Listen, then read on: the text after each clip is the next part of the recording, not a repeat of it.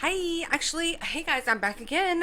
So I didn't get to upload this video as early as I wanted to. I had a busy day at work today, so I just finished editing, and obviously by now they have already come out with the police press conference with the update. So instead of doing two separate videos, two smaller videos, I prefer longer content. So, this is I've always had long videos, so you guys know. You know what to expect. So let's get into the update, guys. Without further ado, I won't waste any of your time. It's good. It's juicy. You're going to want to hear it. Stick around. And let's get into the police's comments on what exactly happened to this young lady. Okay, here we go.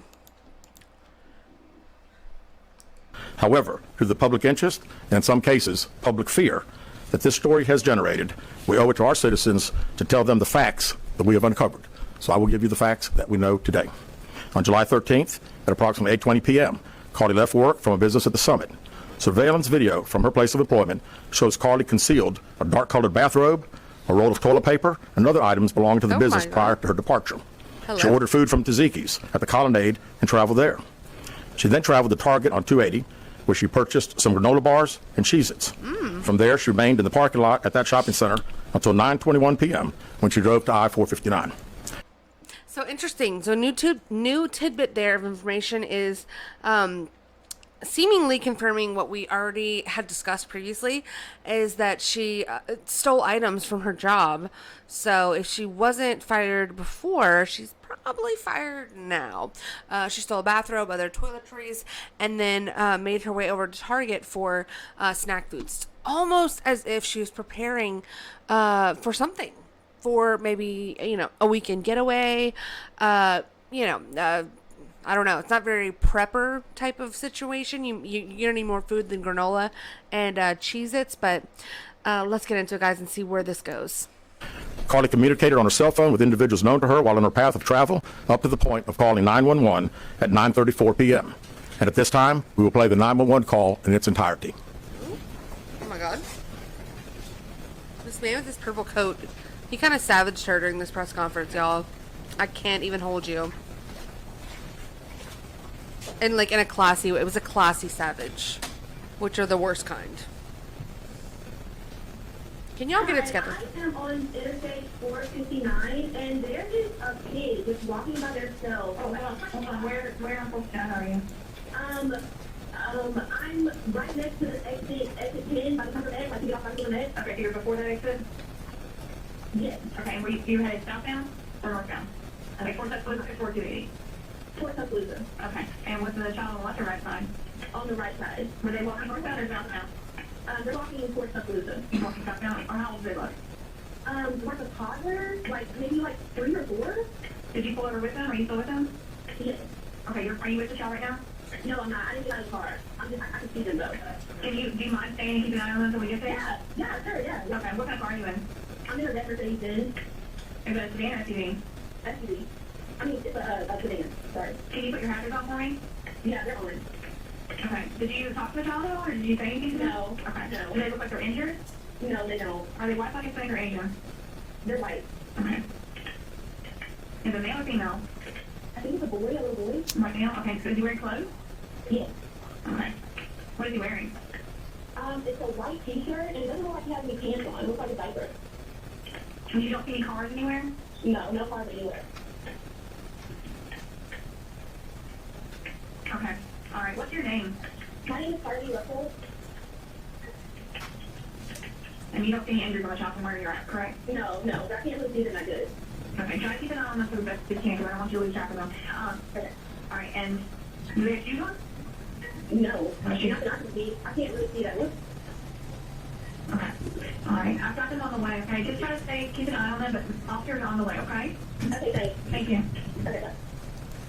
So before he continues with his classy savaging of this woman, I just want to say that she sounds very jovial, first of all, for someone who has, in distress, spotted a toddler on the side of the road and is stopping to render aid because she's so disturbed by what she's seeing. She sounds extremely, calm and jovial, and this kind of in my opinion, negates the theory of like some sort of mental break, because she sounds perfectly healthy, balanced, and normal in that clip. I mean, I just, you'll have to make that make sense to me, and you'll have to explain to me how somebody who sounds completely coherent could be in the midst of a mental break. I mean, even if she was seeing something, even if she was on drugs, I feel like she would sound different. She sounded very, I mean, I don't know.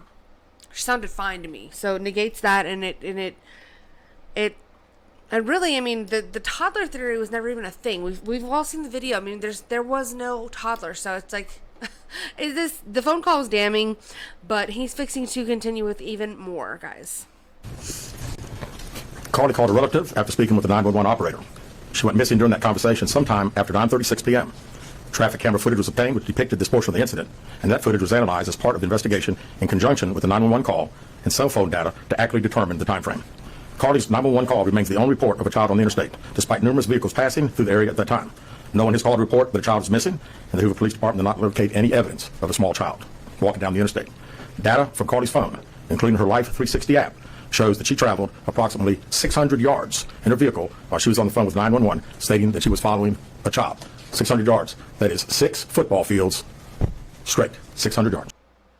And so, obviously, he felt it important, and it is important to absolutely and unequivocally state this and make sure that it is reiterated in everyone's mind, is that, you know, you see a toddler, okay, even if this was real, like if we're entertaining the prospect of this being real, you see a toddler, why would it take you 600 yards, 6 football fields, to stop your car to render aid? I mean, he'd be way back there. He wouldn't have even traveled 1 football field's length as you have traveled 6 in your vehicle. I mean, just, that's an important part of it as well. And that was one of the main red flags that flew up as soon as we watched that video, was that, like, okay, if you're seeing something on the side of the road and you're pulling over, why do you continue driving for so long and so slowly? That was huge, and that was one of the major aspects of this whole scenario that made people really start to look funny at her. The Hoover 911 Center received a second call from Carlee's mother, stating that a relative was on the phone with her when they heard Carlee scream, and then they had an open phone line. Hoover police officers arrived on the scene within 5 minutes of being dispatched, and several other officers arrived shortly. They located Carlee's wig and cell phone in the grass near the vehicle. Her purse was located in the front seat of her vehicle with her Apple Watch in the purse. The food she ordered for Tzatziki's was also in the car. The items she purchased from Target, as well as the items taken from her place of employment, were not in the vehicle, nor were they located anywhere around the scene. Oh, so that is super important as well, guys. I mean, this is just like the way that he is like saying it without having to say it. It's a very, he's got big grandpa energy, big, you know, I like this guy. I like this guy with his purple suit, his purple jacket, whatever it is. She was establishing an alibi. She was gathering things that she needed while establishing an alibi, picking up the food for her mom, you know, getting in touch with her brother's girlfriend, you know, making it seem like everything's normal. And all the while, you know, it's funny that while she's being abducted, let her tell you her story, she was abducted, she was able to somehow grab the robe and the toiletries that she stole from her job, as well as all of the snacks that that she bought from Target. So her abductors obviously wanted her to be comfortable. I mean, that's very considerate of them, but I just don't know if I buy it. So, and then the food was left. So, like, you're going to leave the food that you just bought, the hot food, and take your Cheez-Its and your granola and your bathrobe. Like, what? It's so weird. It is. What do you guys think that says? I mean, that's all these points that he's laying out are painting a very clear picture for me. Hoover police deployed all available assets from the point in the search for Carlee. Additional resources were called in to include our own drone unit, crime scene investigators. Numerous detectives responded to the scene. Throughout the day Friday, officers from surrounding local and federal agencies assisted Hoover police in the search for Carlee Russell. Officers returned to the scene on 4:59 to conduct a thorough line search for evidence. K-9 teams from the Jefferson County Sheriff's Department responded to check for any sign of Carlee, the child that she claimed to see, and anything else that could be considered evidence in this case. Those searches all turned up empty. Oof. Private citizens, including search parties organized by our family, friends, began looking everywhere that they could to find any trace. These searches took place throughout the day Friday and again on Saturday, yielding nothing. At 10:44 p.m. on July 15th, the Hoover 911 Center receives a call from Carlee's residence stating that she returned home on foot. In subsequent investigations, detectives obtained surveillance footage of Carlee walking down the sidewalk alone prior to arrival at her residence. She was conscious and speaking with paramedics when she was transported to UAB. Detectives were able to obtain a brief statement from her prior to being treated and released. During the statement, she told detectives that while driving down the interstate, she saw a baby walking down the side of the road and called 911. She stated when she got out of her vehicle to check on the child, a man came out of the trees and mumbled that he was checking on the baby. Oh, really? She claimed that the man then picked her up and she screamed. Oh. She stated he then made her go over a fence. She claims he then forced her into a car, and the next thing she remembered. So he picked her up and he appeared out of the trees. He picked her up, but before he picked her up and threw her over the fence, he, was like, "Hey, you want to grab that Target bag and you want to go get that toilet paper and that robe that you got over there? But leave the food and leave your purse and leave your phone and throw your wig over there on the ground." Like, what? You have to, you guys have to just go there with me. Like, go and let's look at this. Let's paint a scene together. No part of that makes any sense. Absolutely no part of it. Now, granted, I am very, thoroughly impressed with the, quick and effective method that she was actually able to get out of her car, grab her, her groceries that she had made, and skedaddle out of there and into the woods and not drop anything or leave any sort of trace. I'm assuming they got dogs out there and everything like that. That's interesting, but the other theory that some guy like snatched her up but made sure she had enough time to grab her Cheez-Its, I'm not going to go for that. I just don't. It doesn't sit well with me on any level. Is being in the trailer of an 18-wheeler. She stated that the male was with a female. Girl. However, she never saw the female, only hearing her voice. Sherry She also Papini? told detectives she could hear a baby crying. Sherry, that you? The male had orange hair with a big bald spot on the back. She said she was able to escape the 18-wheeler and fled on Orange foot. hair with a bald spot on the back? What is going on? Is this not Sherry Papini? Did she does she not know that we know about Sherry's whole story? Do you guys know who Sherry Papini is? That's one crazy whore too. Only to be captured again and was put in a car. She claimed she was then blindfolded but was not tied up because the captor said they did not want to leave impressions on her wrists. How convenient. She said that they took her into a house and made her get undressed. She believes they took pictures of her, but she does not remember them having any physical or sexual contact. She stated the next day she woke up and was fed cheese crackers by the female. She said the woman also played with her hair but could not remember anything else. At some point, she was put back in a vehicle she claims was able to escape while it was in the West Hoover area. She told detectives she ran through lots of woods until she came out near her residence. Oh, my God. During this interview, detectives noted that Carlee had a small injury to her lip, and she claimed that her head was hurting. She also had a tear on her shirt. Detectives also noted that she had $107 cash in her right sock. Out of respect for Carlee and her family, detectives did not press for additional information in this interview and made plans to speak with her in detail after giving her time to rest. Detectives continue analyzing data from Carlee's cell phone that was left behind at the scene. We enlisted the help of the United States Secret Service in conducting this analysis. Part of what data includes several internet searches in the days leading up to her disappearance that I think are very relevant to this case. On July 11th at 7:30 a.m., the term, "You have to pay for an Amber Alert" was searched. Oh my God. On July 13th at 1:03 a.m., the day of her disappearance, the term, "How to take money from a register without being caught" was searched. Oh no. On July 13th at 2:13 a.m., the day of her disappearance, the term "Birmingham Bus Station" was searched. On July 13th, 2:35 a.m., a search for a one-way bus ticket from Birmingham to Nashville was conducted with a departure date of July 13th. Okay.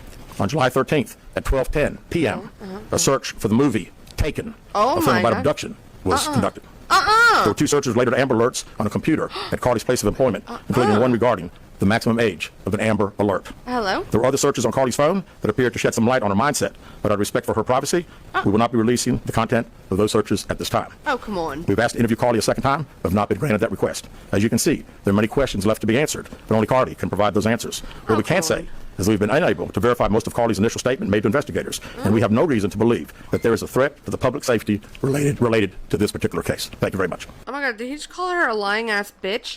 Wow. Okay, so mic drop, bombshells going off, explosions. This girl here is what is wrong with people? So now we've had Sherry Papini, we've had Jussie Smollett. What drives a person to do this? It's absolutely astonishing. And there's no way, I don't know, you can't really explain yourself out of it. The only thing that I have an issue with what he said here was that the police were, asking for a follow-up statement, and there was questions that I'm not going to play because I don't want this video to be over an hour, but like there were questions that were taken after this statement was made, and they were asking, you know, him, like, I think the very first question was like, are there going to be charges against her? Because everyone was able to read between the lines of his statement to understand that she completely fabricated this whole entire story. You know, she wasted people's time, resources, made people worry, made people scared, is going to absolutely affect the thoroughness or the believability of future actual, you know, sex trafficking stories or abduction stories. She's an idiot. There's something wrong with her, obviously. You know, we can maybe bring the mental disorder back into the mix here, because I don't see how anyone could do something like this without being mentally ill. Now, does it excuse it? Absolutely not. Should she be charged? Absolutely. And there's going to be more facts that are going to come out about this case that to be quite frank, I cannot wait to see what those are, because I am totally invested now in this, in this story, and I want to see where this is going to go. I want to know the full story, and I think that, you know, if she doesn't play ball and give the police an interview, then they need to just go and get a subpoena for her arrest and drag her ass into the cross-examination room and get some damn answers, because everything is leading to and pointing to the fact that she committed a crime. She lied to the police. She wasted federal and state resources on a fake abduction story, and has undermined public trust in, a lot of these different avenues that people use to actually solve real crimes, guys. So this was shocking. I love the way he delivered this. Again, a very, very classy savage. But what do you guys think? Please let me know in the comments. And like this video if you like it. Do all of the things, guys. Again, I wanted to pop on here, give the update, because it was worthy, and I might clip it separately. But anyways, you guys get it. I thank you so much, as always, for watching, and I will see you guys next time. Bye!